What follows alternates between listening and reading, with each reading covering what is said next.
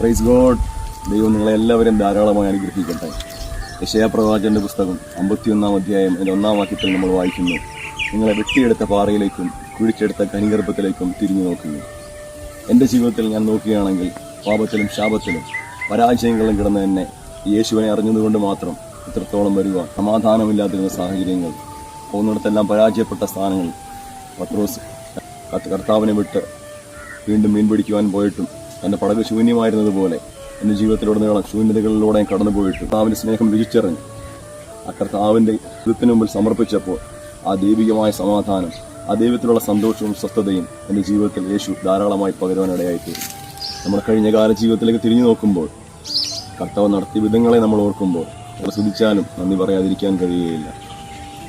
യോബിൻ്റെ പുസ്തകത്തിൽ പറയുന്നത് പോലെ, നിന്റെ കഷ്ടത നീ മറക്കും, ഒഴുകിപ്പോയ വെള്ളം പോലെ അതിനെ ഓർക്കും. നമ്മുടെ കഷ്ടതകളെ പുറകിൽ എറിഞ്ഞു കളയുന്ന, നമ്മുടെ കഷ്ടതകളെ മറക്കുമാറാക്കി ദൈവിക സമാധാനത്തിലേക്ക് നമ്മളെ കൊണ്ടുവരുന്ന ആ യേശുവിൻ്റെ സ്നേഹം നമ്മൾ അറിയുന്നുവെങ്കിൽ ആ ദൈവിക സമാധാനം കൊണ്ട് കർത്താവ് നമ്മെ നിറയ്ക്കും. പുതിയൊരു ദൈവിക അനുഭവത്തിലേക്ക് കർത്താവ് നമ്മളെ കൊണ്ടുവരും. യെശയ്യാ പ്രവാചകന്റെ പുസ്തകത്തിൽ പറയുന്നു, പണ്ടുള്ളവയെ നിങ്ങൾ ഓർക്കണ്ട, മുൻപുള്ളവയെ നിരൂപിക്കുകയും വേണ്ട, ഇതാ ഞാൻ പുതിയൊന്ന് ചെയ്യുന്നു. വിട്ടിലും വിട്ടുക്കിളിയും പച്ചപ്പുഴും തിന്നുകളഞ്ഞ സംവത്സരങ്ങൾക്ക് പകരമായി ഞാൻ നിങ്ങൾക്ക് അധികമായി മടക്കിത്തരാമെന്ന് വിളിച്ചത് കർത്താവിന്റെ കൃപ കൊണ്ട് ആ ദൈവം നമ്മെ നിറയ്ക്കും. എന്തെല്ലാം ജീവിതത്തിൽ നഷ്ടപ്പെട്ടോ അതൊന്നും നിങ്ങൾ ഓർക്കണ്ട. യേശുവിനെ നിങ്ങൾ അറിയുന്നുവെങ്കിൽ നഷ്ടപ്പെട്ടു പോയതിന് ഇരട്ടിയായി അധികമായി ദൈവിക സമാധാനം, ദൈവിക സന്തോഷം, എന്തെല്ലാം നിങ്ങളുടെ ജീവിതത്തിൽ നിന്ന് പിശാച് നഷ്ടമാക്കിയോ അതെല്ലാം ഇരട്ടിയായി മടക്കിത്തരുവാൻ എൻ്റെ യേശു ശക്തനാണ്. ഈ കർത്താവിന്റെ തിരുസന്നിധിയിലേക്ക് നമ്മെ തന്നെ താഴ്ത്തി സമർപ്പിക്കാം.